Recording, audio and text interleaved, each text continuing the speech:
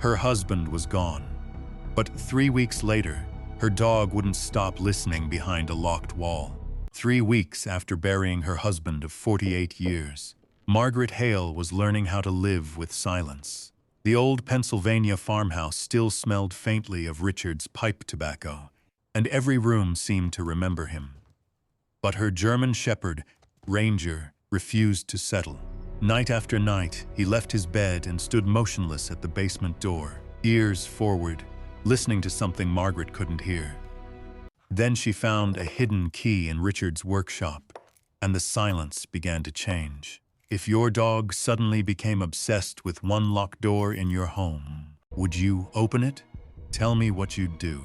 3 weeks after Richard Hale's funeral, the house still hadn't accepted that he was gone. Neither had Margaret. The old farmhouse sat alone at the end of a gravel road just outside Millfield, Pennsylvania, surrounded by rolling fields that had already begun turning brown beneath the weight of autumn. The maples near the fence line burned with deep reds and golds. Dry leaves scraped across the porch whenever the wind picked up. The world kept moving. The seasons kept changing. But inside the farmhouse, time seemed to have stopped on the morning Richard died. Margaret stood at the kitchen sink and stared out the window above it. A thin mist drifted across the pasture. Beyond it stood the weathered red barn Richard had painted every summer for nearly 40 years. The paint was beginning to peel again. He would have noticed that. The thought arrived automatically. Just like all the others, Richard would have fixed that gate. Richard would have cleaned those gutters. Richard would have complained about the neighbor's broken fence. Richard would have known what to do. For 48 years, there had always been a Richard. Now there wasn't. The silence that followed him felt heavier than any sound. Margaret wrapped both hands around her coffee mug. The coffee had gone cold 20 minutes earlier. She hadn't noticed. At 72, she had imagined widowhood would feel different. Not easier, just different. She had expected sadness, expected tears, expected grief. She had not expected confusion. The strange disorientation that came from reaching for a second plate before remembering there was only one person, eating breakfast now. The way her eyes still drifted toward Richard's chair whenever she heard an interesting story on television. The way she still woke at 6 every morning, because that was when Richard always got up, even though there was nobody making noise in the bathroom anymore. Nobody humming old country songs while shaving. Nobody grinding coffee beans downstairs. The habits remained. The man did not. Behind her, the refrigerator hummed quietly. Pinned to its side were several yellow notes written in Richard's neat block handwriting. Call feed supplier. Drain north field before frost. Replace battery and tractor. Simple things. Ordinary things. Margaret couldn't bring herself to remove them. Not yet. Maybe because removing them would make everything feel permanent. And permanent was a word she still wasn't ready for. A sharp click echoed from the hallway. She turned. Ranger stood near the mudroom door. The German shepherd had been Richard's shadow for nearly 8 years. The dog had followed him everywhere. Across fields, into the barn, down to the creek, into the workshop, even into the truck whenever Richard drove into town. Now Ranger spent most of his time following Margaret, though not quite the way he used to follow Richard. There was a restlessness in him now, a tension she couldn't explain. The dog looked toward her briefly, then toward the hallway, then back toward her, as though trying to communicate something. "What is it, boy?" Margaret asked softly. Ranger's ears twitched. He turned away, walked down the hallway, disappeared around the corner. Margaret sighed. The behavior had started about a week earlier. At first, she thought nothing of it. Animals grieved too. Everybody in Millfield knew that. She'd heard stories for years. Dogs waiting beside empty chairs. Dogs sleeping near graves. Dogs refusing food after losing owners. Maybe this was Ranger's version of grief. She picked up her mug and carried it to the sink. Outside, a flock of crows crossed the gray sky. Their calls faded into the distance. The house settled with a low creak. Then everything became quiet again. Too quiet. By afternoon, Margaret found herself wandering into Richard's workshop. She wasn't looking for anything specific. She just missed him. The workshop occupied a detached building beside the barn. Richard had spent thousands of hours there over the years, repairing tools, building shelves, sharpening blades, inventing excuses to avoid social gatherings. The familiar smell greeted her the moment she opened the door. Wood dust, motor oil, pipe tobacco. The scent hit her so suddenly that she nearly stepped back outside. For one painful second, it felt as though Richard might still be standing somewhere inside, bent over a workbench, wearing his old denim jacket, complaining about weather forecasts. Instead, there was only emptiness. Sunlight filtered through the dusty windows. Tools hung neatly from pegboards. Everything remained exactly where he had left it. A coffee can filled with screws, a tape measure. His reading glasses resting beside a vise. Margaret ran her fingers across the workbench. A thin layer of dust coated the surface. 3 weeks. Only 3 weeks. And already the world was beginning to erase traces of him. She swallowed hard, then sat quietly on an old stool. Outside, she could hear wind moving through dry corn stalks. The distant bark of a dog somewhere across the valley. A tractor engine far away. Life continuing. Unconcerned. Uninterrupted. The realization hurt more than she expected. She stayed there until evening shadows filled the workshop. When she finally returned to the house, Ranger was waiting by the front door. The dog stood immediately, pressed his head briefly against her hand, then walked away. Straight toward the basement hallway, again. Margaret watched him disappear around the corner. A minute later, she followed. The hallway itself was ordinary, narrow, dimly lit. Old family photographs lined one wall. The basement door sat at the end, closed, unremarkable. Ranger sat several feet away from it, perfect still, listening. His ears were forward, his eyes fixed somewhere beyond the door. Margaret frowned. Ranger. The dog didn't move. Come on. Nothing, he continued, staring, listening, waiting. Margaret walked closer. The basement door looked exactly as it always had. Old pine boards, faded paint, brass handle polished smooth from decades of use. She listened. Nothing. No sounds. No movement. Only the distant ticking of the grandfather clock in the living room. Eventually, Ranger stood and followed her back into the kitchen. But that night, the behavior repeated. Around 10 o'clock, then again just after midnight, Margaret woke to the faint sound of claws clicking against hardwood floors. She sat up. Moonlight spilled through the bedroom curtains. The house was dark, quiet. She slipped on her robe and stepped into the hallway. Ranger stood near the basement door once more, motionless, listening, his silhouette barely visible in the darkness. A strange chill moved through her. Not fear exactly, just unease. The kind that comes when something feels wrong but you can't explain why. Come to bed, boy. Ranger turned his head, looked at her, then looked back toward the basement, as though reluctant to leave. Eventually he obeyed, slowly, reluctantly. The next morning, Margaret told herself she was imagining things. The dog missed Richard, that was all. She missed Richard too. Everyone handled grief differently. That explanation felt reasonable. Comforting even. Yet over the next several days, Ranger's behavior became impossible to ignore. He visited the basement hallway repeatedly, sometimes 5 or 6 times a day, sometimes more. Always stopping near the same place, always listening, always alert. Margaret began catching herself watching him, waiting to see what he would do, waiting to understand what had changed. One cold evening near the end of October, she stood on the porch, wrapped in a sweater while sunset painted the fields orange. Ranger sat beside her. The wind stirred his thick black and tan coat. For a few minutes, neither moved. Neither seemed interested in going inside. The farmhouse behind them glowed warmly through the windows. But Margaret suddenly realized something. The house no longer felt empty because Richard was gone. It felt empty because something had changed. Something neither she nor Ranger fully understood yet. As darkness settled across the fields, Ranger slowly lifted his head. His ears became rigid, his eyes fixed on the house.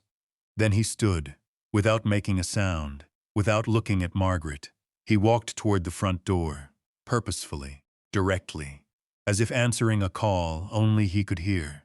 Margaret watched him disappear inside.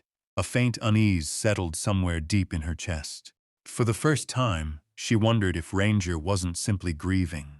For the first time, she wondered if the dog was listening to something she couldn't hear.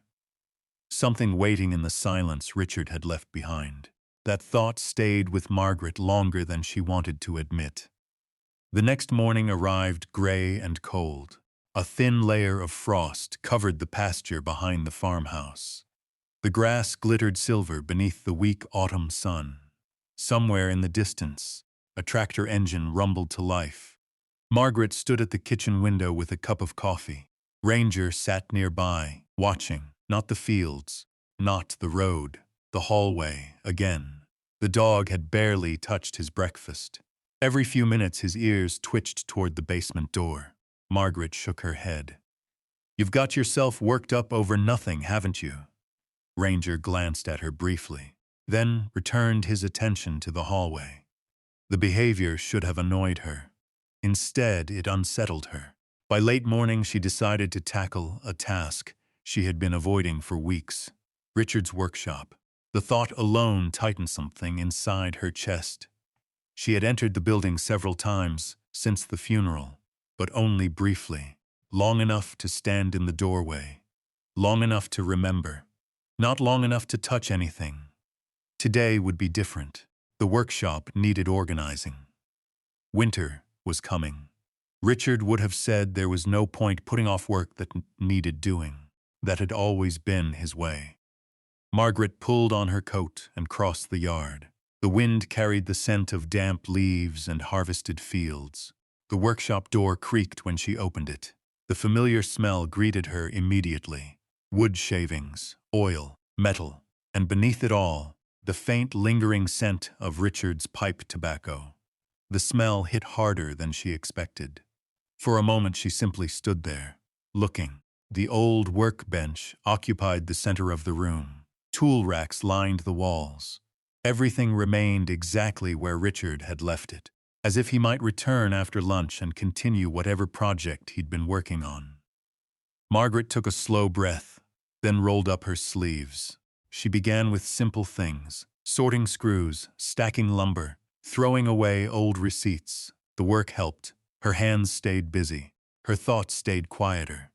At noon, she found an old thermos tucked behind a shelf. At 1 o'clock, she discovered 3 tape measures scattered across different drawers. At 2, she laughed unexpectedly after finding a coffee mug Richard had sworn was lost 15 years earlier. The laugh surprised her. It vanished almost immediately, but it was something. Outside, clouds thickened overhead. The light inside the workshop grew dimmer. Margaret moved toward the large workbench in the center of the room. Richard had built it himself decades ago. Solid oak, heavy enough that 2 men could barely move it.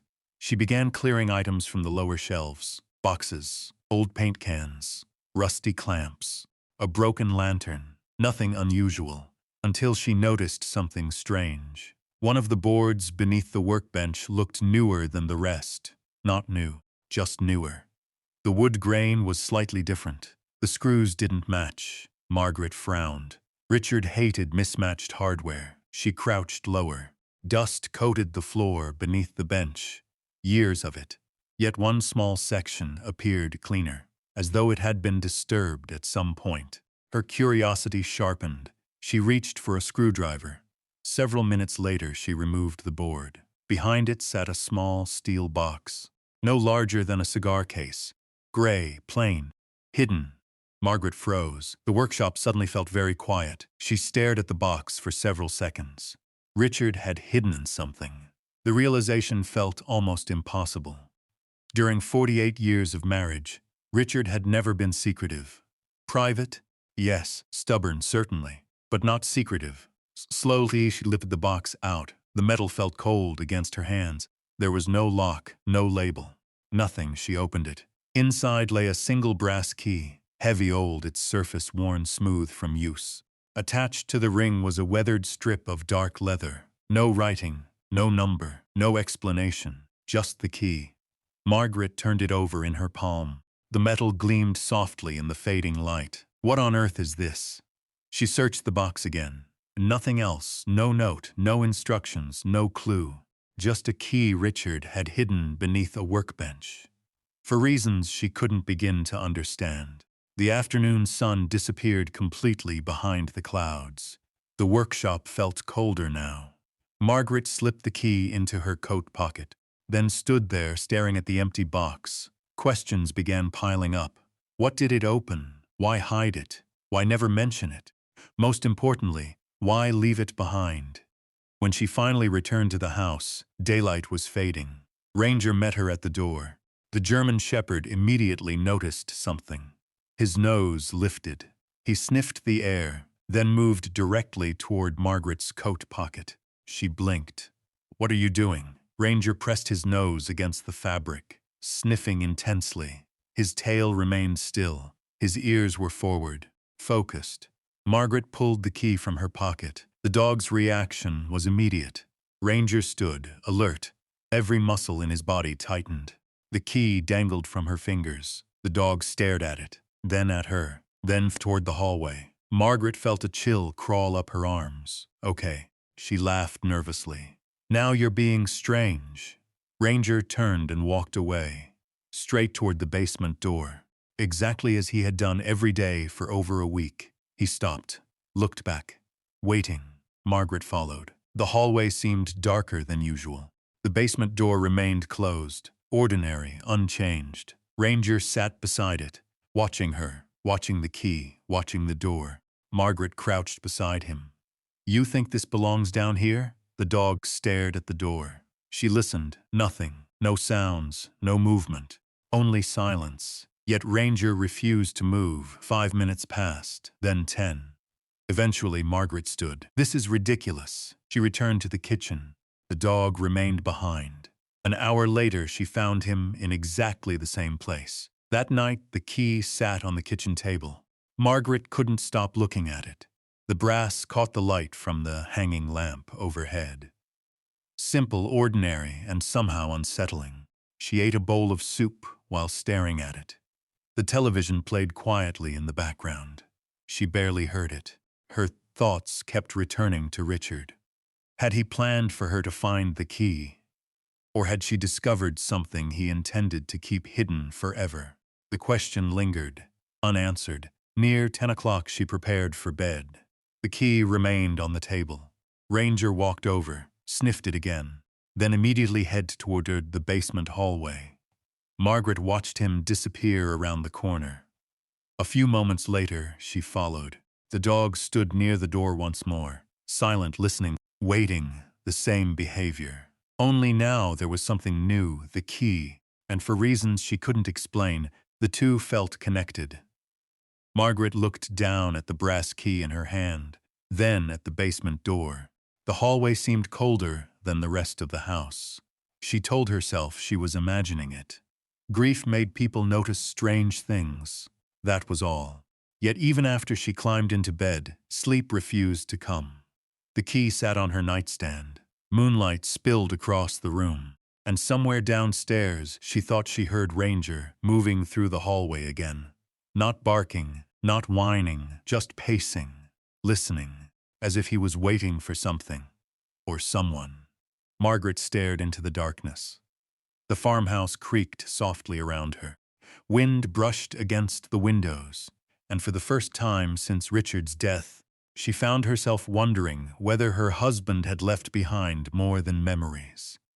Much more. The thought followed Margaret through the next several days. The key stayed on the kitchen table. She moved it twice, once while wiping the table, once while arranging flowers a neighbor had dropped off. Both times, Ranger immediately noticed. The German shepherd would walk over, sniff the brass key, then looked toward the basement hallway. Every single time. It had become a ritual, a strange one, the kind people tell themselves they'll figure out tomorrow. Then tomorrow comes, and nothing makes any more sense than it did the day before. By the end of the week, autumn had tightened its grip on Millfield. The skies grew darker earlier. The wind carried a sharper edge. Leaves gathered in drifts against fences and stone walls. Weather forecasts began mentioning the first major storm of the season. On Friday afternoon, Margaret stood on the porch, watching heavy clouds roll over the western hills. The fields beyond the farmhouse looked muted beneath the gathering shadows. Ranger sat beside her, silent, alert. The dog seemed restless all day. He paced the house, checked the windows, visited the basement hallway more often than usual. Twice, Margaret found him sitting beside the basement door, staring at it as though expecting someone to emerge. Neither time did he bark. Neither time did he move until she called him. The behavior unsettled her more than she cared to admit. By evening, rain had begun falling. A slow, steady drizzle at first, then heavier. Wind rattled the old farmhouse windows. Tree branches scraped against the roof. The weather radio issued warnings about strong gusts moving through the valley overnight. Margaret heated a bowl of chicken soup and settled into her chair in the living room. The television played quietly. She wasn't really watching. Her eyes kept drifting toward the hallway, toward the basement door, toward Ranger. The dog lay near the fireplace, at least for a while. Around 9 o'clock he stood suddenly, his head lifted, ears forward. Listening, Margaret muted the television. "What is it?" Ranger didn't respond. He walked into the hallway, the familiar route, the same destination, the basement door. Margaret sighed. Not again. She followed him. The dog sat beside the door, motionless, watching, listening. Outside, the wind howled around the farmhouse. Rain hammered against the windows. The old house groaned occasionally as powerful gusts pushed against it. Margaret stood beside Ranger for nearly a minute. Nothing happened. Eventually, she returned to the living room. The dog remained behind. By 11 o'clock, the storm had intensified. Lightning flashed across the valley. Thunder rolled through the hills. The power flickered twice.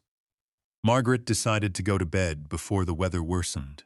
She checked the locks, turned off the downstairs lights, made sure Ranger was inside, then climbed the staircase.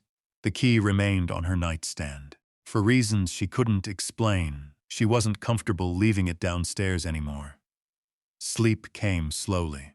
The storm seemed louder once she was lying in bed. Rain striking the roof, wind pressing against the siding, the distant crack of tree limbs breaking somewhere in the darkness. She eventually drifted off. Then came the barking. Margaret woke instantly. Her eyes snapped open. For a moment she didn't know where she was. The room was dark. The digital clock beside her bed glowed 12:17 a.m. Then the barking came again, sharp, explosive, urgent, not playful, not protective, alarmed Ranger. Margaret threw aside the blankets. Her heart immediately accelerated. In 8 years, she had heard Ranger bark in dozens of situations. At delivery drivers, at deer, at coyotes near the pasture. This was different. This was the sound he made when something was wrong. Very wrong. The barking echoed from downstairs. She grabbed her robe and hurried into the hallway. Another bark, then another, louder, more intense. The house seemed alive with noise, wind, rain, thunder, and Ranger. By the time she reached the first floor, the dog had positioned himself near the basement door. His body was rigid, every muscle tense, his gaze fixed downward. Margaret stopped several feet away. A flash of lightning illuminated the hallway. For a split second, she saw the dog's silhouette against the wall. Alert, focused, waiting. Then darkness returned. Ranger. The dog didn't even glance at her. A low growl vibrated deep inside his chest. Margaret had never heard him sound quite like that, not once. Fear stirred inside her. Not panic, not yet. Just enough to make her cautious. She stepped closer. The basement door stood closed, exactly as always. Nothing appeared unusual. Then Ranger barked again, directly at the door, and suddenly there was silence. Even the storm seemed to pause. Margaret held her breath. The hallway felt strangely cold. Then she heard it, a faint metallic sound. Clink, soft, barely audible, like metal brushing against concrete. Margaret froze. The sound came from below. Not outside, not inside the walls upstairs, below. Behind the basement door, her pulse quickened. Maybe something had fallen. The furnace, perhaps. An old pipe. The storm could explain 100 things. She listened. Nothing. Only rain. Only wind. Only the sound of her own breathing. Then it came again. Scrape. A slow dragging sound. Metal against stone. Long enough that she knew she hadn't imagined it. Ranger immediately stiffened. The fur along his shoulders rose. His growl deepened. Margaret felt her stomach tighten. The basement was unfinished. Old, concrete walls. Storage shelves. A furnace room Richard had maintained himself. There shouldn't have been anyone down there. There couldn't be. And yet a sound interrupted her thoughts. Not metallic this time. Not scraping. A cough. Soft, human. The unmistakable sound of someone clearing their throat. Margaret's blood ran cold. The cough was faint, distant, muffled, but real. Terrifyingly real. She stared at the basement door. Every instinct told her to open it. Every instinct told her not to. Ranger barked again. The noise stopped immediately. Silence returned, heavy, absolute. Margaret stood frozen. 1 minute passed, then another. Nothing else happened.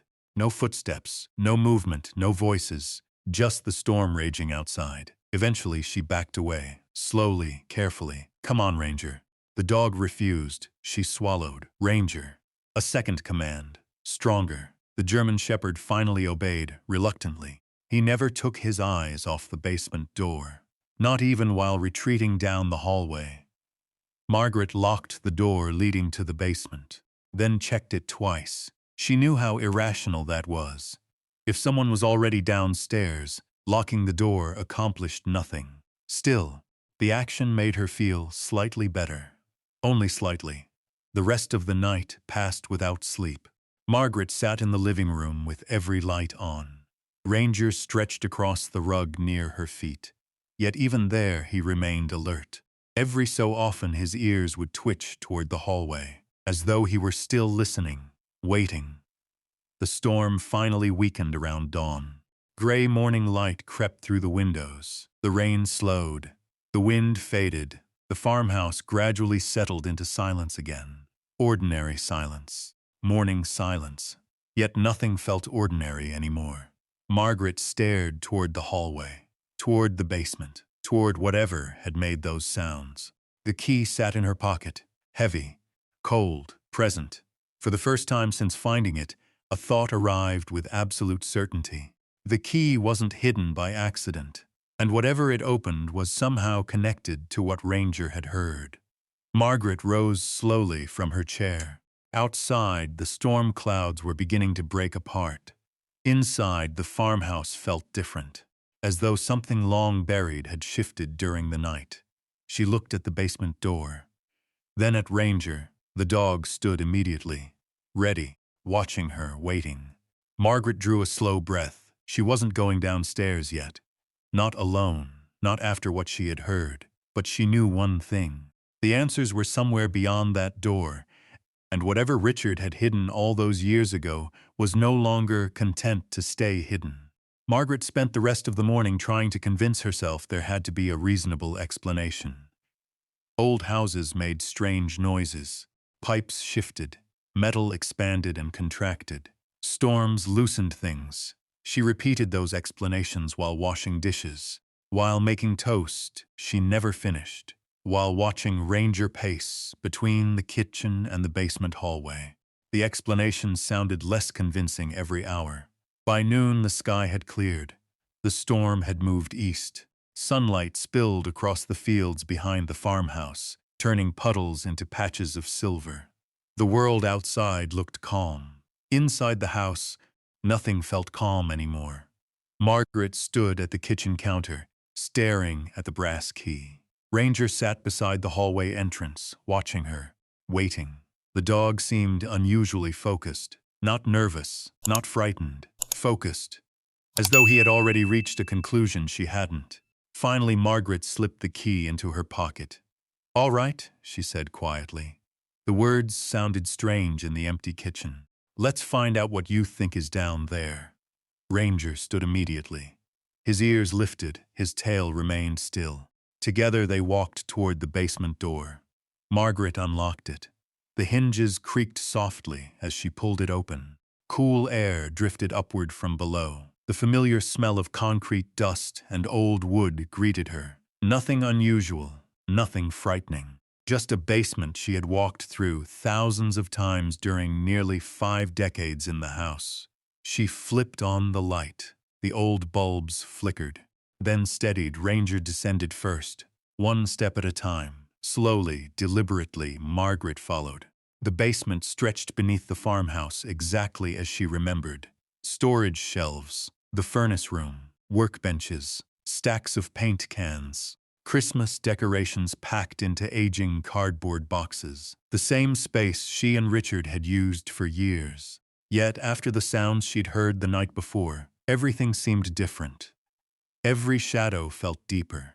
Every corner seemed capable of hiding something. Ranger moved directly toward the furnace room. Not hesitating, not exploring, heading somewhere specific. Margaret followed him. The furnace occupied the far end of the basement. A concrete wall ran behind it. Shelving units stood against that wall. Heavy shelves packed with old jars, tools, and boxes. Richard had built them himself decades ago. Margaret rarely paid attention to them. Now Ranger stood directly in front of them, his nose pressed toward the lower section. Sniffing, listening, waiting. Margaret crouched beside him. The dog pawed once at the concrete floor, then looked toward the shelves. Margaret examined the area carefully. At first she saw nothing unusual. The shelves appeared exactly as they always had. Dusty, crowded, old. Then she noticed something. One corner of the shelving unit sat slightly farther from the wall than the rest. Only an inch or two, barely noticeable. The kind of detail most people would never see. Her pulse quickened. She stepped closer. The shelves were far heavier than they looked. Years of stored items weighed them down. Removing everything took nearly an hour. Box after box, jar after jar. Old tools, paint cans, rusty hardware. By the time she finished, her back ached and her hands were dusty. Ranger never wandered away, not once. He remained nearby the entire time, watching. When the shelves were finally empty, Margaret gripped the frame and pulled. Nothing happened. She pulled harder. The structure shifted slightly. A dull scraping sound echoed through the basement. Dust drifted into the air. Margaret froze. The sound reminded her of something. The noise she'd heard during the storm. The scrape, the metallic drag, exactly the same. A chill traveled down her spine. Slowly she pushed again. This time the shelving unit moved several inches, enough to expose the wall behind it. Margaret stared. The concrete wasn't continuous. A narrow vertical line ran from floor to ceiling, straight, precise, artificial. Not a crack, a seam. Her mouth went dry. No. The whisper escaped before she realized she'd spoken. Ranger stepped forward. His nose immediately found the seam. He sniffed along it eagerly, then stopped at one particular spot near waist height. Margaret moved closer. Layers of old paint covered the wall, years of it, perhaps decades. She ran her fingers across the surface, something hard-pressed beneath the paint. Metal. Her heart began beating faster. She grabbed a putty knife from Richard's nearby tool bench. Carefully, she scraped away the paint. White flakes drifted to the floor, then gray, then older layers beneath. Bit by bit, a rusted metal plate emerged, a lock, hidden beneath paint, hidden behind shelving, hidden for years. Margaret stared at it. The brass key suddenly felt heavier inside her pocket. Ranger whined softly. The sound echoed in the stillness. Outside, a crow called somewhere beyond the basement window. Inside, the house seemed to hold its breath. Margaret removed the key. Her hand trembled slightly. The key fit perfectly. No forcing, no adjustment, as though it belonged there, because it did. For a moment she simply stared at it. Richard had built these shelves. Richard had hidden this lock. Richard had hidden this door. A man she had lived beside for 48 years. A man she thought she knew. The realization hurt in ways she couldn't explain. Then she turned the key. The mechanism resisted at first. Years of rust, years of silence, then, click, the sound echoed through the basement. Loud, final, ancient. Ranger immediately stepped backward. His ears stood rigid. Margaret slowly pulled. The section of wall moved. Not much, just enough. A concealed door swung inward. Dust spilled from the opening. Cold air flowed outward. Air that smelled untouched, stale, dry, forgotten. Margaret's pulse thundered in her ears. The opening revealed darkness. Complete darkness. She grabbed a flashlight from Richard's workbench. The beam cut through the blackness. A narrow corridor stretched beyond the hidden door. Concrete walls, low ceiling, electrical conduit running along one side. The passage extended farther than she expected. Farther than should have been possible beneath the house. The beam vanished into darkness before reaching the end. Ranger moved beside her, not entering, not retreating, watching, listening. The dog seemed intensely alert. Margaret swallowed. Every instinct told her to step back, to close the door, to call someone. Yet another part of her needed answers. Needed to know why Richard had hidden something this extraordinary. She directed the flashlight deeper into the corridor. Dust floated through the beam. The floor showed faint marks, not clear enough to identify. Just irregular patterns disappearing into the darkness. The air felt colder inside, not dramatically, just enough to notice. Margaret stood at the threshold, one hand gripping the flashlight, one hand resting against the hidden door. Behind her lay the life she thought she understood. Ahead lay something entirely different, something Richard had concealed for decades. Ranger stared into the corridor. His ears twitched. His posture changed. The dog had heard something. Margaret saw it immediately. Every muscle in his body tightened. He took a slow step forward, then another. Listening, waiting. The corridor remained silent, but neither Margaret nor Ranger believed it was empty. Not anymore. For several long seconds, neither of them moved. Margaret stood at the threshold of the hidden corridor, flashlight trembling slightly in her hand. Ranger remained beside her, alert, focused, his eyes fixed on the darkness ahead. The narrow passage seemed to absorb the beam of light. Concrete walls stretched forward beneath the farmhouse. The air carried a stale smell unlike the basement she knew. Not mold, not decay. Something older, something sealed away. Margaret swallowed. Every sensible instinct told her to turn around. Call the sheriff. Tell someone. Yet another voice inside her was louder.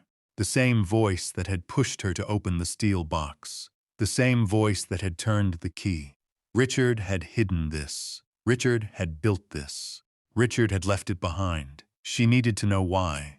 Slowly she stepped inside. Ranger moved immediately, positioning himself between Margaret and the deeper darkness ahead. The behavior wasn't accidental. It was protective.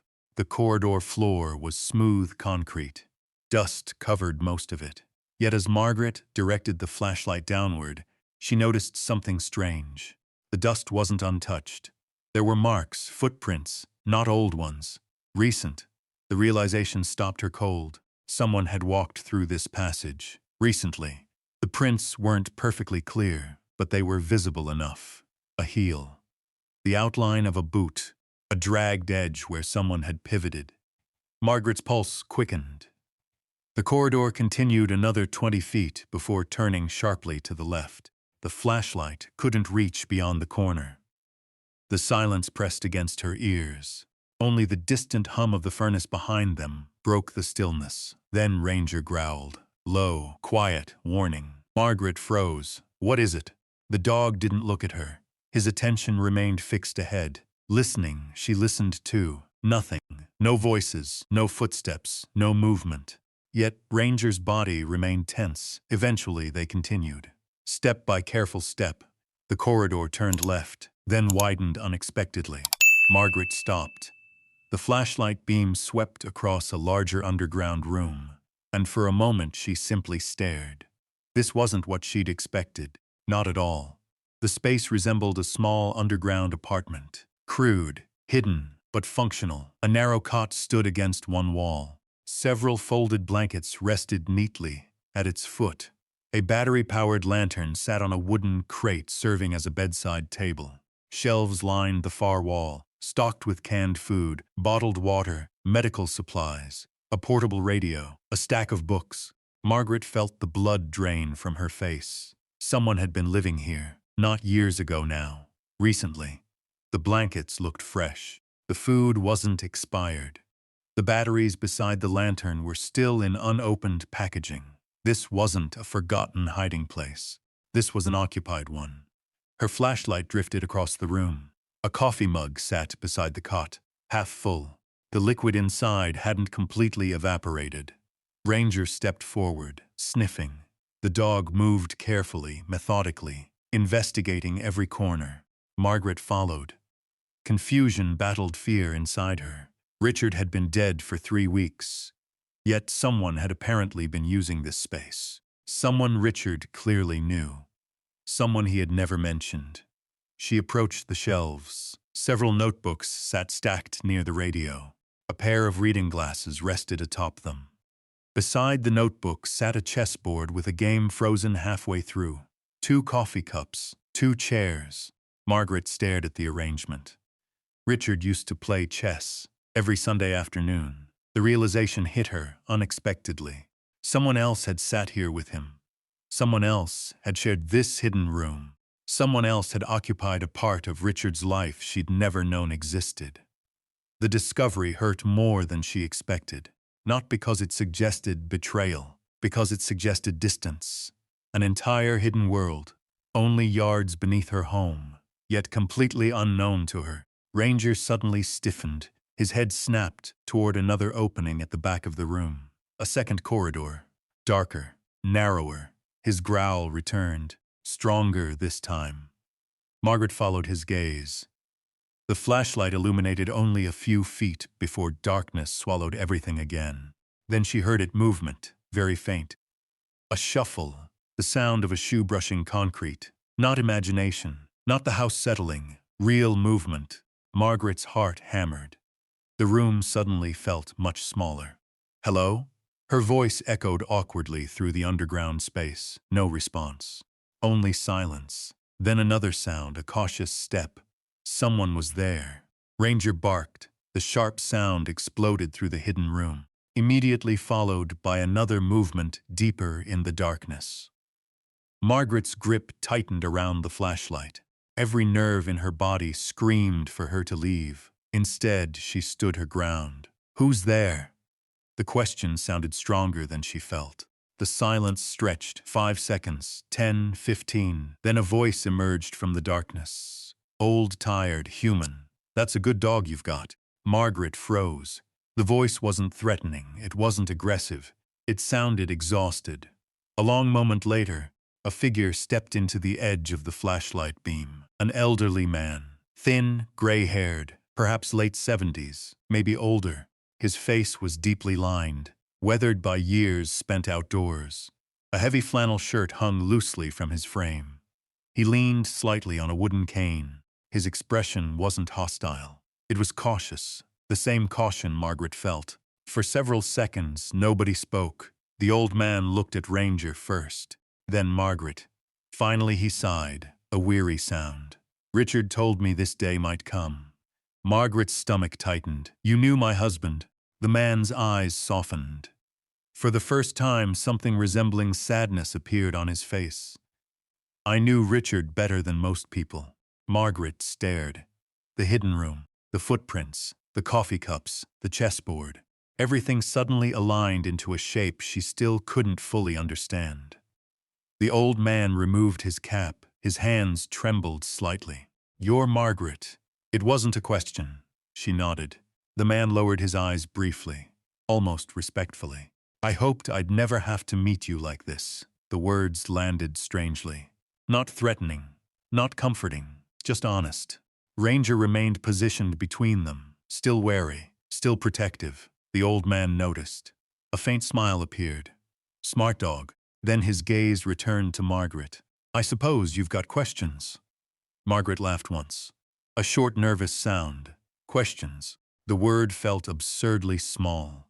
She had discovered a hidden door beneath her basement, a secret room. Evidence someone had lived there. And now a stranger who somehow knew her dead husband. Questions didn't begin to cover it. The flashlight beam trembled slightly. The elderly man noticed. You're frightened. Margaret met his eyes. Should I be? The man looked around the hidden room. The cot, the shelves, the radio. The evidence of years hidden beneath the farmhouse. Then he shook his head. No, his voice was quiet. No, Margaret, not of me. A silence settled over the room, heavy, complicated. Ranger slowly stopped growling, not relaxed, but less hostile, as though he sensed something in the old man, something familiar. The stranger rested both hands atop his cane. My name is Walter Grayson. Margaret repeated it silently. The name meant nothing, yet somehow it felt important. Walter glanced toward the hidden doorway behind her, toward the house above, toward the life Margaret thought she'd known.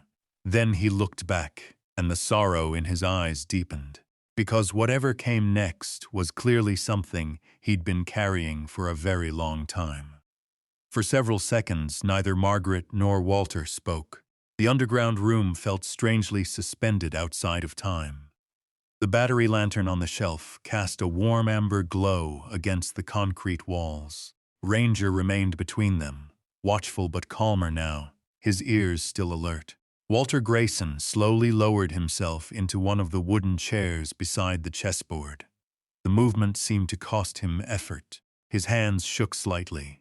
Age, exhaustion, or perhaps something heavier. Margaret remained standing. She wasn't ready to sit, wasn't ready to relax. Not yet. You said Richard told you this day might come. Walter nodded. He did, and you knew him. Walter gave a tired smile. I knew him for 43 years. The number hit Margaret harder than she expected. 43 years. Almost the length of her entire marriage. Yet she had never heard the name Walter Grayson, not once. Outside the hidden room, the old farmhouse sat peacefully above them. Inside, Margaret felt as though the foundation of her life had shifted again. What is this place? She asked quietly. Walter looked around. The cot, the shelves, the radio, the stacks of boxes lining one wall. A refuge. Margaret frowned. A refuge from what? Walter's expression changed. Not fear, not exactly. Something closer to caution. The kind of caution built over decades. He folded his hands together. Have you ever heard of Ashcombe Industrial? The name sounded vaguely familiar. Margaret searched her memory, then nodded slowly. The chemical plant outside Millfield. Used to be. Walter's voice carried an edge. Closed nearly 20 years ago. Margaret remembered now. A massive facility several miles from town. Most of the younger residents barely thought about it anymore. The buildings sat abandoned beyond the river. Broken windows, rusting structures. A forgotten piece of local history. Walter leaned back in the chair. The story starts there. Ranger finally lay down near Margaret's feet. His eyes never left Walter. The old man noticed, then continued. In 1981, I worked as a land surveyor. His gaze drifted toward the far wall as memories surfaced. Ashcombe was expanding, new storage facilities, new waste containment areas, new pipelines. His jaw tightened. Everyone was excited. The company promised jobs, growth, money. Margaret listened carefully. The hidden room seemed quieter now. The storm from the previous night felt 1,000 miles away. During the surveying work, I found something. Walter paused. Something painful flickered across his face. The containment site wasn't secure. Margaret frowned. What do you mean? I mean it was leaking. The words settled heavily in the room. Walter continued. The groundwater samples showed contamination spreading into private wells. Margaret stared. She remembered stories, whispers from years ago, families getting sick, Farmers complaining about water quality. Nothing ever proven, nothing ever confirmed. Walter nodded slowly. As soon as I reported it, everything changed. His voice became quieter. Reports disappeared. Test results were altered. Inspectors stopped returning my calls. Margaret felt her stomach tighten. Walter reached toward one of the nearby boxes. He opened it. Inside were folders, dozens of them, carefully organized documents, maps, photographs. Walter removed a faded photograph. He handed it to Margaret. She examined it beneath the lantern light. A group of people stood outside a community meeting hall. The photograph was old, yellowed, but one face was immediately recognizable. Richard, younger, dark-haired. Standing beside Walter, Margaret's breath caught. The expression on Richard's face surprised her. Determined, focused, almost angry. It wasn't the Richard she knew, or thought she knew. He helped me. Walter's voice softened. Nobody else would. Margaret looked up. Walter smiled faintly. Most people were afraid. Richard wasn't. The old man pointed toward the photograph. He was running a small construction company back then. He started asking questions, started collecting records, interviewing families, tracking contamination reports. Margaret stared at the image. 43 years ago. An entire chapter of Richard's life she had never known existed. He never told me any of this. Walter's eyes lowered. I know. The answer wasn't surprising. Yet, hearing it hurt. A silence settled between them. Margaret thought about all the years she and Richard had spent together. Birthdays, anniversaries, Christmas mornings, hospital visits, long drives, quiet evenings, 48 years, and somehow an entire world had existed beneath the surface. Walter watched her carefully. I never wanted that. What? The secrecy. Margaret met his gaze. Walter sighed. Richard believed he was protecting people. The sentence lingered. Protecting people. Protecting whom? Margaret wasn't sure she wanted the answer. Walter continued. The contamination became a scandal waiting to happen. Too much money was involved. Too many powerful people had signed too many documents. He gestured toward the boxes. For years we gathered evidence. Every report, every inspection, every testimony. Margaret looked around the hidden room. Suddenly everything made more sense. The files, the boxes, the shelves. This wasn't merely a hiding place. It was an archive, a record, a vault, decades of collected evidence. Walter pointed towards several large containers stacked against the wall. Most of it is there. Margaret slowly approached.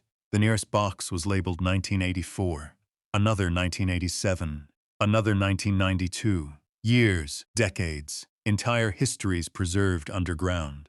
Richard had spent much of his adult life collecting this. Without telling her, the realization carried a strange combination of admiration and hurt. Walter seemed to sense it. He respected you. Margaret laughed softly, a sad sound. Then why didn't he trust me? The question escaped before she could stop it. Walter fell silent. For several moments he didn't answer. Then he looked down, because he knew, and because the answer wasn't simple. He thought he was keeping you safe. Margaret felt something twist inside her chest. Safe.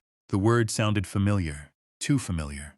Richard had used it often. Safe investments, safe decisions, safe choices, the practical path, the predictable path, the protected path. Walter rubbed his hands together slowly. Margaret, there were threats. She looked up. What kind of threats? The old man hesitated, then stood. He walked toward another shelf, opened a folder. Inside were newspaper clippings, letters, photographs. He handed her one of the letters. The paper was brittle with age. The message was short, typed anonymous. Stop asking questions, or your family will pay for it. Margaret felt her pulse quicken. She looked up. Walter nodded. There were more, many more. Suddenly, the hidden corridor felt different, not mysterious, dangerous. Not because of Walter, because of what these files represented, because of the people who had wanted them buried. Walter returned to his chair. The threats eventually stopped. His expression darkened. At least we thought they had. Margaret looked around the room again. The supplies, the hidden entrance, the carefully concealed location. One question rose immediately. If the threat stopped, Walter already knew what she was about to ask. "Why am I still here?" Margaret nodded. Walter looked toward the ceiling, toward the farmhouse above, toward the life Richard had lived. A long silence passed, then he answered, "Because some people never stopped looking." The room grew still. Even Ranger lifted his head. Walter's gaze shifted toward the corridor leading back to the hidden door. His expression carried the weight of decades. The evidence wasn't just proof of contamination. He paused. It connected certain people to decisions that destroyed lives.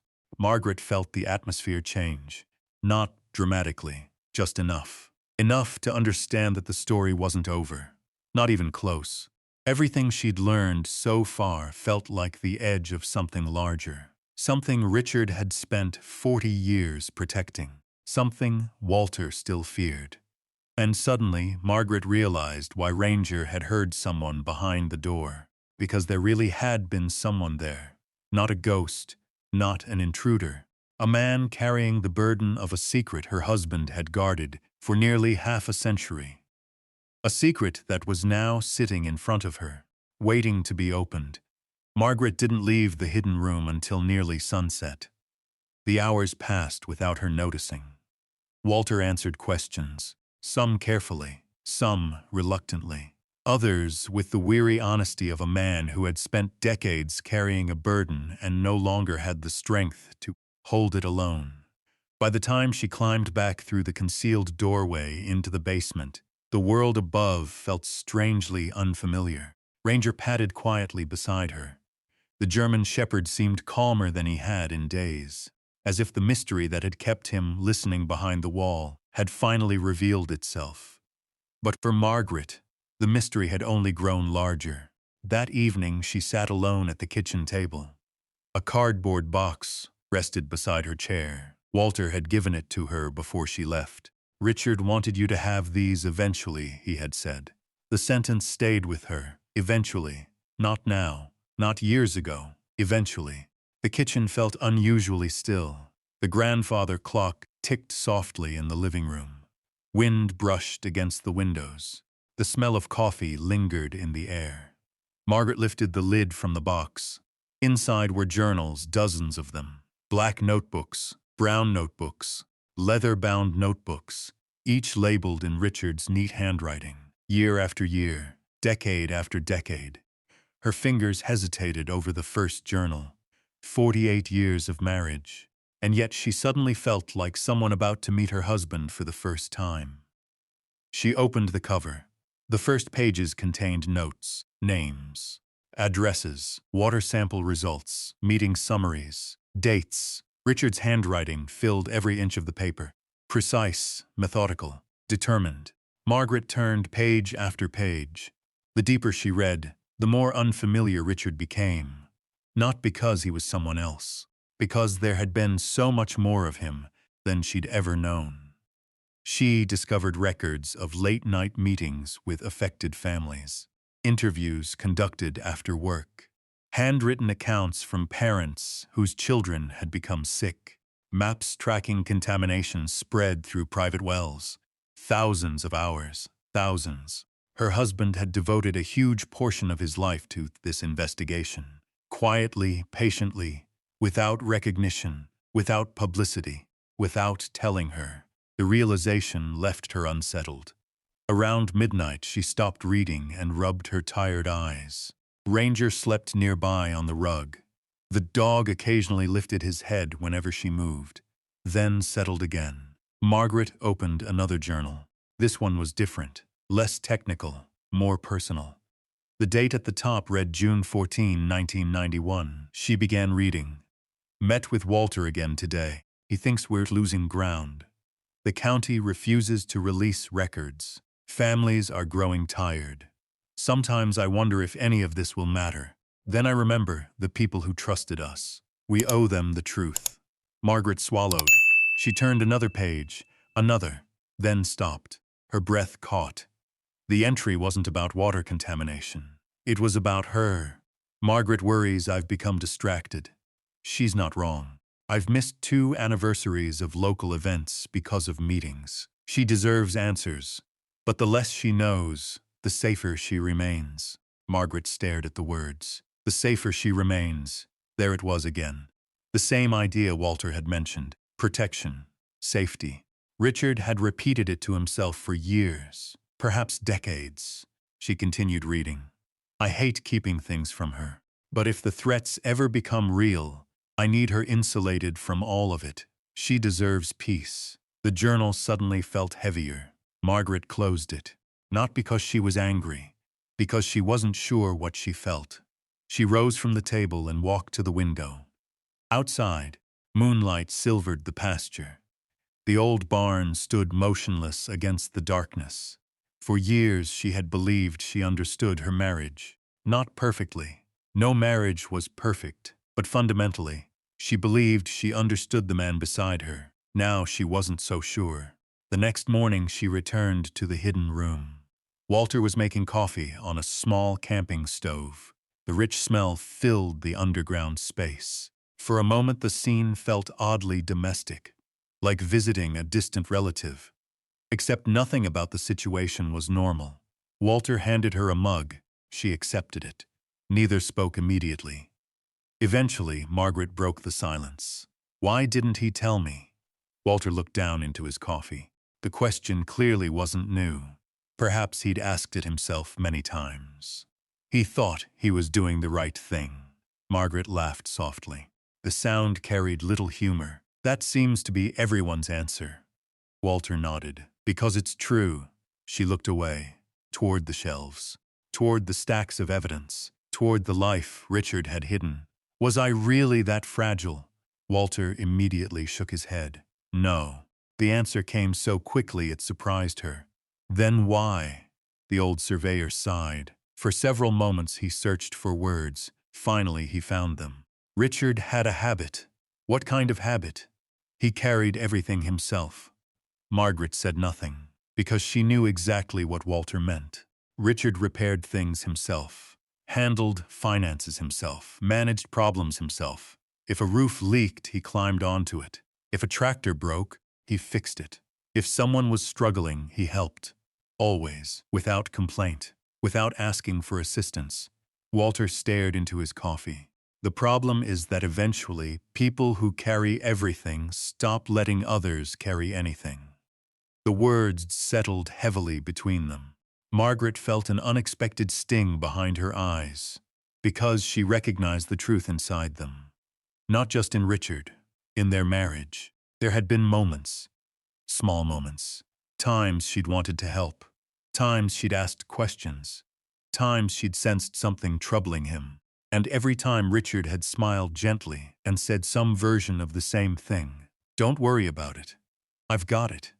She had accepted those answers. For years. Perhaps because they felt comforting. Perhaps because life was busy. Perhaps because questioning them seemed unnecessary. Now she wondered how many doors had quietly closed during those decades. Not physical doors, the invisible kind. The ones between people. The realization hurt more than the hidden room. More than the secret investigation. More than the journals. Because this wasn't discovering a stranger. This was discovering a part of someone she'd loved deeply. A part that had remained locked away.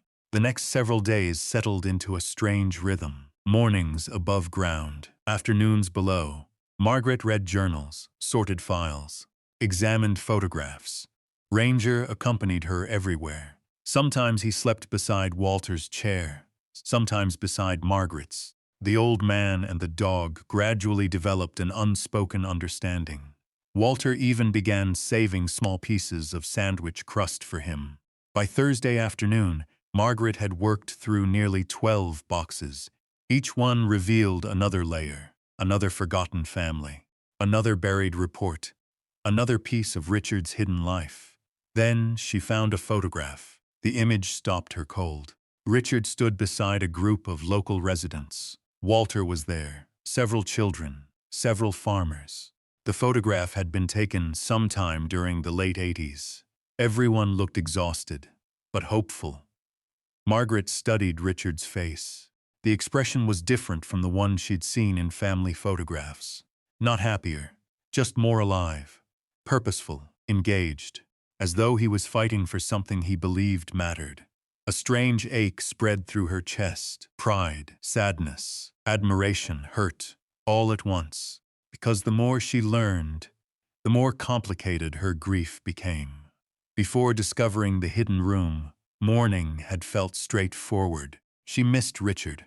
Now she missed him and questioned him, loved him and felt wounded by him, respected him and resented him. The emotions tangled together until she could no longer separate one from another. That evening, she remained in the hidden room, long after Walter had gone to sleep. The lantern cast soft shadows across the walls. Boxes surrounded her. Evidence, records, decades of sacrifice. Margaret sat alone with one of Richard's journals open on her lap. Outside the hidden room, the farmhouse rested quietly above them. The same farmhouse where she had shared 48 years with him. And for the first time since his death, she realized something painful. Richard had trusted her with his life, his home, his future, his heart. But somehow he had never trusted her with his burden. That realization hurt far more than any secret corridor ever could. And as she closed the journal and stared into the lantern light, Margaret understood that the man she was grieving had become both larger and more distant than ever before. For a while she simply sat there. The lantern hummed softly. Walter slept in the adjoining room. Ranger rested beside her chair, one ear twitching occasionally in his sleep. The hidden archive felt peaceful, almost safe. That feeling lasted less than a week. The first sign came on a Tuesday morning. Margaret was sorting files in the farmhouse kitchen when Walter appeared at the top of the basement stairs. The old surveyor rarely came upstairs during daylight. He preferred remaining hidden. The fact that he had emerged at all immediately caught her attention. Something was wrong. Walter held a newspaper beneath his arm. His expression looked troubled. "What happened?" Margaret asked. Walter placed the paper on the table. A small article appeared near the bottom of the front page. The headline wasn't large, but it was enough. Local reporter investigates historic water contamination claims. Margaret stared. 2 days earlier, she had contacted someone, a local investigative reporter named Daniel Mercer. The decision had taken her nearly 48 hours. Richard had spent decades preserving evidence. Walter had spent decades hiding. Keeping the truth buried no longer felt right, so she had made a call. One interview. Nothing more. At least that had been her intention. Apparently, Daniel Mercer had already begun digging. Walter lowered himself into a chair. "He works fast." Margaret nodded. "Maybe that's a good thing." Walter didn't answer immediately. Instead, he looked toward the window, toward the road beyond the pasture, toward the outside world. When he finally spoke, his voice was quiet. "Good things attract attention." The sentence lingered, neither said anything further. Outside, a truck passed on the county road. Its engine faded into the distance. The farmhouse returned to silence. Yet something felt different, as though a door had opened, one that could not easily be closed again. 3 days later, Ranger noticed it first. Margaret was gathering eggs from the chicken coop behind the barn. The morning air smelled of damp soil and fallen leaves. The sky hung low and gray. Ranger suddenly stopped walking. His posture changed instantly. Alert, focused. Watching Margaret followed his gaze. A dark SUV sat parked near the end of the gravel road, far enough away to appear harmless, close enough to notice. The vehicle remained there for nearly 10 minutes, then drove away. Margaret told herself it was probably nothing. A delivery driver, a hunter, someone lost. Yet she couldn't shake the feeling that Ranger had sensed something unusual. The following afternoon, another vehicle appeared. This one a silver pickup truck. Different vehicle, different driver, same location, same behavior, waiting. watching, leaving. Margaret mentioned it to Walter. The old man's face tightened immediately. Did you recognize either vehicle? No. Walter looked uneasy, more uneasy than she had ever seen him. That night he checked the locks twice, then checked them again. Margaret noticed, said nothing. The next incident happened 4 days later, and this time there was no innocent explanation. Margaret descended into the hidden archive shortly after breakfast.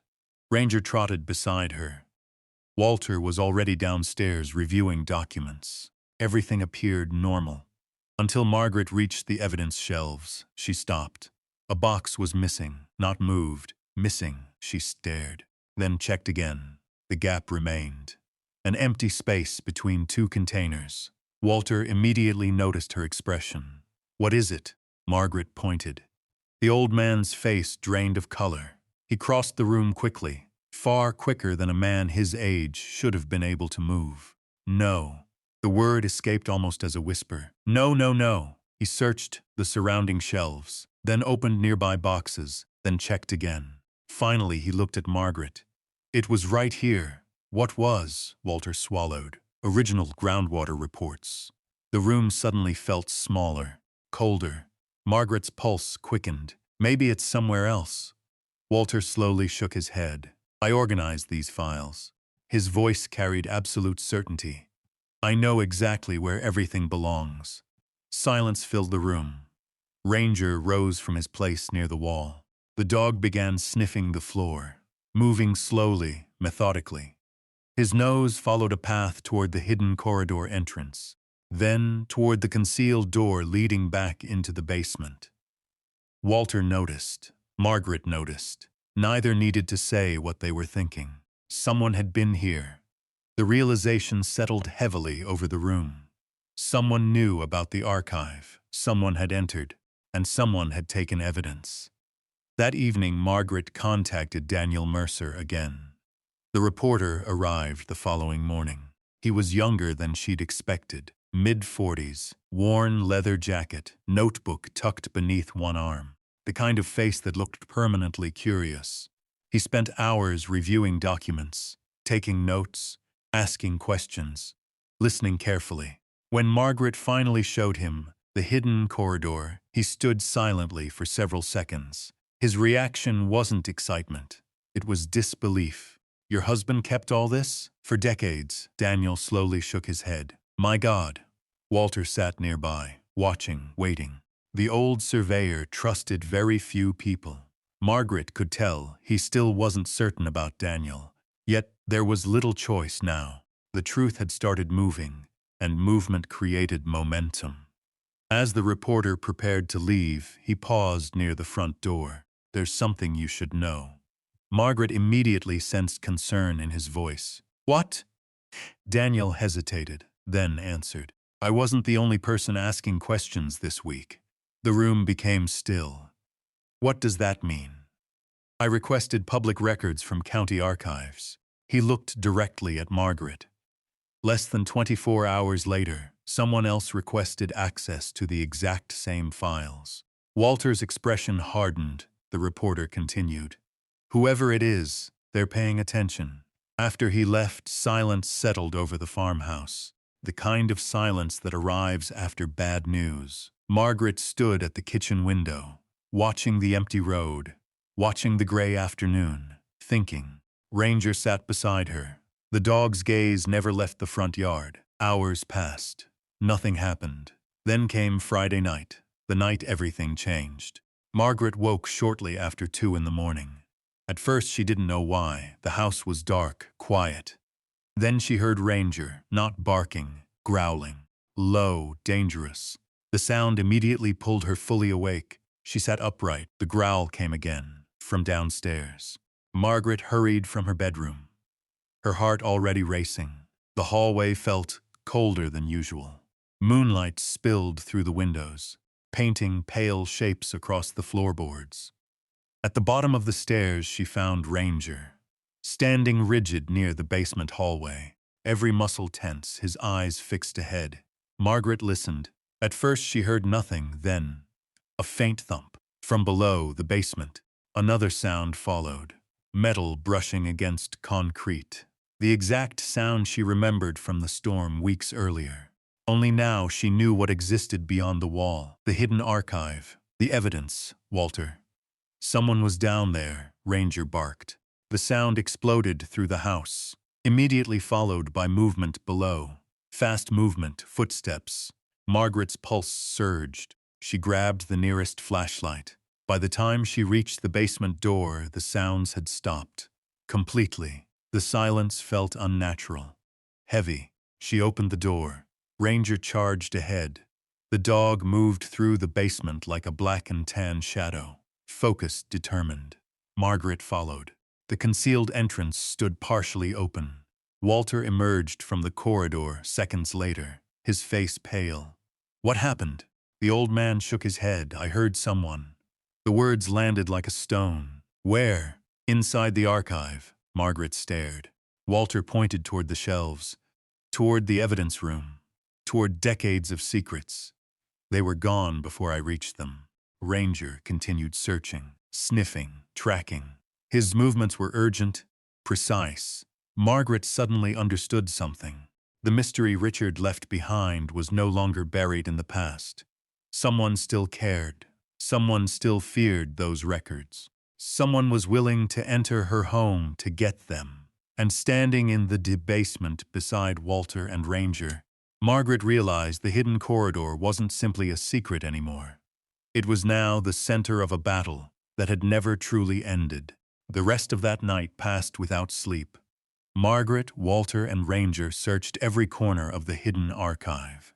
Every shelf, every box, every narrow section of corridor. Whoever had entered was gone. No tools, no fingerprints, no obvious clues, only absence, the missing documents, and the unsettling knowledge that someone had been inside her home.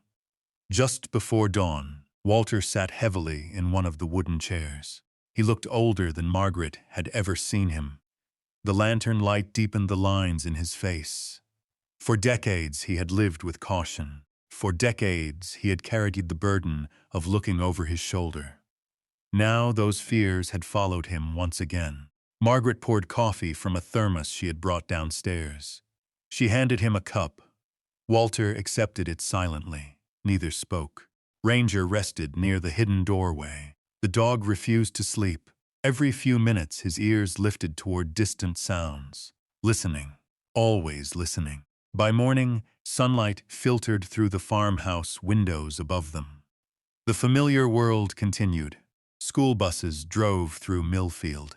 Mail trucks followed their routes. Neighbors mowed lawns. Yet beneath the farmhouse, the atmosphere felt entirely different.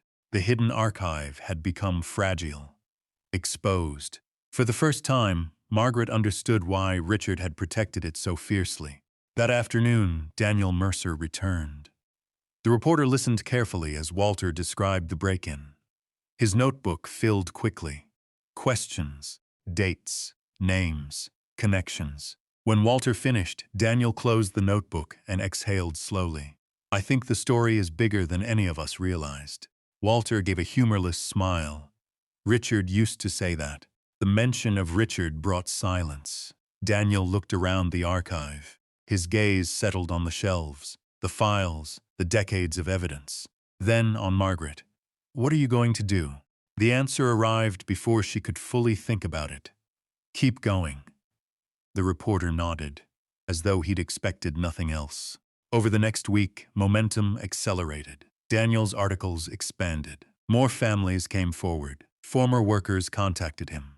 Retired engineers. Former inspectors. People who had remained silent for years. The story that Richard and Walter had protected in secret was finally beginning to emerge in public. Yet despite the progress, Margaret couldn't shake a growing feeling. Something unfinished remained. She felt it every time she entered the hidden archive. Every time she looked at Richard's journals. Every time she saw the empty space where the stolen documents had once been. It wasn't just the investigation. It was him, Richard. The unanswered questions between them. One rainy afternoon, nearly a month after discovering the hidden corridor, Margaret found herself sorting through the final stack of boxes. Most had already been catalogued, reviewed, organized. Only a handful remained. Ranger lay nearby. The steady rain tapped softly against the farmhouse windows overhead. Walter sat reading one of Richard's notebooks. The atmosphere felt calmer than it had in weeks, almost peaceful. Margaret opened another box. Old photographs, meeting notes, receipts. Nothing unusual. Then she noticed a smaller container hidden beneath a stack of folders. Plain, wooden, unlabeled. Her pulse quickened slightly. The box looked familiar. Not because she had seen it before, because it looked like something Richard would build. Simple, practical, carefully made. She opened it. Inside lay a single envelope, cream-colored, sealed. Her breath caught. The handwriting on the front was unmistakable. Margaret. No last name, no date, just Margaret, written in Richard's hand. For a moment the room disappeared. The rain, the archive. Walter. Everything faded. Only the envelope remained. Walter looked up immediately. He saw her expression, then the envelope. Recognition flickered across his face. Slowly he stood. "Is that what I think it is?" Margaret nodded. Walter's voice softened. "He told me there was a letter." The words hit her unexpectedly. "There is?" Walter approached carefully. "He never showed it to me." His eyes remained on the envelope. "But he said one existed." Margaret stared at it. The paper felt strangely heavy. He had written this before he died, before the heart attack, before the funeral, before everything changed. A final conversation waiting in silence. Her hands trembled slightly as she broke the seal. The room became completely still. Even Ranger lifted his head. Margaret unfolded the letter and began reading. "My Margaret, if you're reading this, then several things have happened. First, I've left you with far more questions than answers. Second, you've found Walter. And third, you've probably discovered that I wasn't nearly as honest with you as I should have been." Margaret paused. Her vision blurred briefly. She continued, "For most of my life, I believed protecting people meant carrying burdens for them. It seemed noble, useful, necessary. I convinced myself that shielding you from danger was an act of love. Perhaps sometimes it was, but as I grew older, I began to understand something I should have understood much sooner. Protection and trust are not the same thing." The words landed with surprising force. Walter quietly sat back down, giving her space. Margaret kept reading. "I told myself I was protecting you from threats, from fear, from consequences. The truth is more complicated.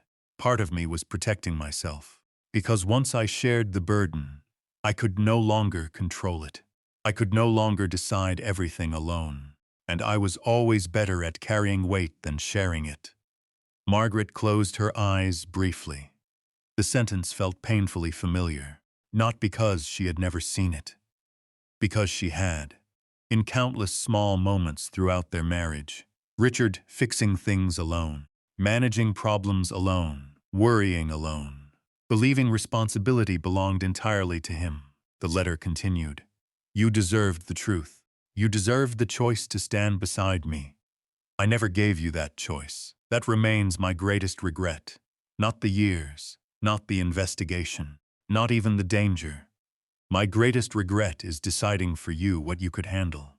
Tears finally slipped down Margaret's cheeks. Quietly, without drama, without resistance, she kept reading. "You are stronger than you realize, stronger than I ever allowed myself to acknowledge. If you found this letter, then you've already proven it. I imagine Ranger found Walter long before you did. That dog always had better instincts than either of us." Margaret laughed through her tears, a small laugh, but genuine. She glanced at Ranger. The German shepherd thumped his tail once against the floor. The letter's final lines were written more unevenly, as though Richard's hand had grown tired. "Whatever happens next, finish only what feels right. Not for me, not for Walter, not for history, for yourself." The hidden room was never the most important thing beneath this house. The most important thing was always the person living above it. I just took far too long to understand that. I loved you every day, Richard. Silence filled the archive. The rain continued falling overhead, soft, steady, endless. Margaret lowered the letter. For several moments she couldn't speak.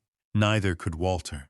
The old surveyor stared quietly at the floor, understanding the weight of what had just happened. After a while, Margaret folded the pages carefully, not hurriedly, not ceremonially, simply carefully, as though preserving something fragile. The grief she'd carried for weeks felt different now. Not gone, never gone, but changed, less tangled, less unfinished. For the first time since Richard's death, she felt as though she'd finally heard his real voice. Not through memory, not through journals, not through Walter's stories, directly, honest, unfiltered.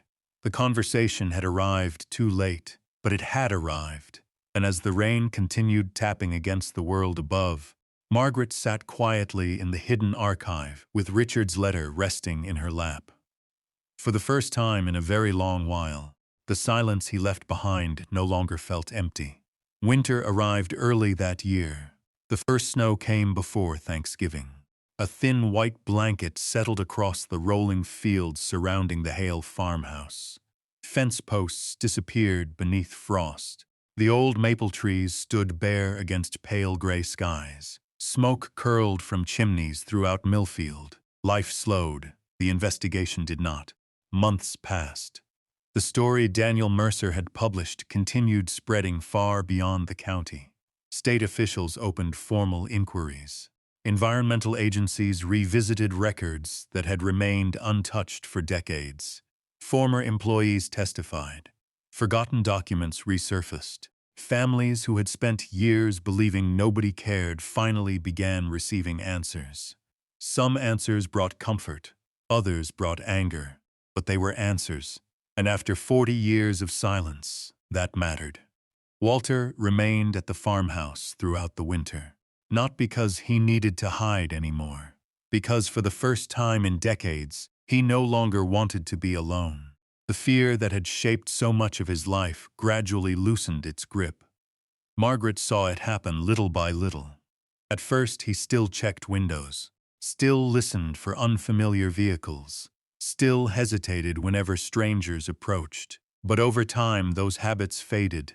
One snowy afternoon, she found him sitting on the porch, drinking coffee. No shadows, no nervous glances. Just an old man watching snow fall across a Pennsylvania field. The sight nearly brought tears to her eyes. Ranger adored those afternoons. The German shepherd divided his time between Walter and Margaret, as though determined to supervise them both. He followed Walter into the barn, followed Margaret into town, followed whoever happened to be moving. As winter gave way to spring, the farmhouse began changing too. Not dramatically, gradually. The way healing often happens. Margaret repainted the kitchen. The pale yellow Richard had always disliked. She repaired the porch railing, planted flowers near the front walk. For the first time since Richard's death, she found herself making plans that extended beyond next week, then beyond next month, then beyond next year. One afternoon in April, Daniel arrived carrying news. Good news. The kind that felt almost unfamiliar after everything that had happened. The investigation had reached its conclusion. Official findings confirmed decades of contamination. Multiple parties were held accountable. Financial settlements were approved for surviving families. Public records were released. The truth Richard and Walter had protected for so many years would no longer disappear. Margaret listened quietly as Daniel explained. Walter sat nearby. His eyes glistened. When Daniel finished, the old surveyor looked out the window toward the pasture. For several moments he said nothing. Then he smiled, a small smile, but a real one. Richard would have liked that. Margaret nodded. Yes, he would. That evening they shared dinner together. Nothing elaborate. Pot roast, fresh bread, coffee afterward, the kind of meal that felt ordinary, and therefore precious, because ordinary moments had become possible again. Several weeks later, A group from the County Historical Society visited the farmhouse. Among them were teachers, archivists, local historians, people interested in preserving the story, not the scandal, the history. The evidence stored beneath the farmhouse represented more than corruption. It represented perseverance, documentation, truth preserved by ordinary people who refused to let it vanish. Eventually an idea emerged, then a plan, then action. The hidden corridor would remain, the archive would remain, but its purpose would change. No longer a secret refuge, no longer a hiding place. It would become a small historical exhibit dedicated to the families affected by the contamination and the people who fought to expose it. Margaret agreed. Walter agreed. The community helped. By summer, volunteers had cleaned the corridor, installed lighting, organized records, created displays. The hidden space beneath the farmhouse slowly transformed. Its darkness remained. Its history remained. But the fear was gone. In its place stood remembrance. One Saturday afternoon in August, visitors arrived for the first public tour. Margaret watched from the basement entrance. Families moved carefully through the corridor, reading documents, studying photographs, listening to recorded interviews, learning, understanding. Several older residents stopped beside Walter. They shook his hand, thanked him. Some embraced him. The old surveyor struggled to respond. Years of isolation had not prepared him for gratitude. Later that day, Margaret found him sitting alone near the archive entrance, watching people come and go. His eyes looked peaceful. "Quite a crowd," she said. Walter chuckled. "You know what surprises me?" "What?" "They aren't here because of me." He looked toward the displays. "Or Richard." Margaret followed his gaze. Families, students, neighbors, history. They're here because the truth finally belongs to everybody. The words stayed with her. Autumn returned.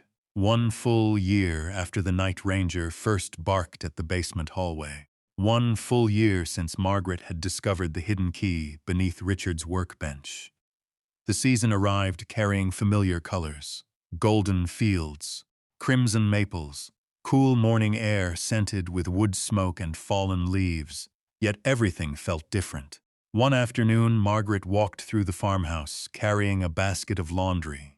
Sunlight streamed through the windows. Dust floated lazily through warm beams of light. The house no longer felt haunted by absence. It felt lived in. Her home, not Richard's home. Not their home. Hers. Ranger padded beside her, a little slower than before, a little grayer around the muzzle, but still watchful, still loyal, still Ranger. The dog suddenly turned toward the basement hallway. Margaret noticed immediately. For a brief moment she remembered those early nights. The staring, the listening, the unease, the mystery. Ranger walked toward the basement door, then stopped. Margaret followed. The old basement entrance stood open, not cracked open, not cautiously open, completely open. Sunlight reached all the way down the stairs. The hidden corridor beyond remained illuminated, welcoming, visible, no secrets, no shadows, no locked barriers, just history. Ranger sat beside the doorway, his ears relaxed, his expression calm. Margaret smiled, then slowly lowered herself onto the stair. Together they sat there quietly, listening. The house creaked softly around them. A breeze moved through an open window upstairs. Somewhere outside, a tractor rumbled across a distant field. Ordinary sounds, beautiful sounds. After a while, Walter emerged from the corridor carrying a box of archived photographs. He paused when he saw them. "You two guarding the place again?" Margaret laughed. "Old habits." Walter smiled, then disappeared back inside. Margaret remained seated, watching the open doorway, thinking. A year ago, that hidden key had seemed like the beginning of a mystery. And it had been, but not the mystery she expected. She thought she was uncovering a secret room. Instead, she had uncovered a hidden part of her husband, a hidden part of her town, a hidden part of herself. Richard had left behind questions, pain, silence, regret. Yet somehow he had also left behind a path, not intentionally, not perfectly, but it was there, a path she never would have discovered without Ranger. The German shepherd leaned gently against her leg. Margaret scratched behind his ears. The dog closed his eyes briefly, content, trusting, present. She looked once more toward the corridor, toward the place that had changed everything. The place Ranger had heard before anyone else. The place Richard had protected. The place Walter had survived. The place where fear had finally given way to truth. A hidden door had opened beneath the farmhouse. But that wasn't the door that mattered most. The most important one had opened inside her.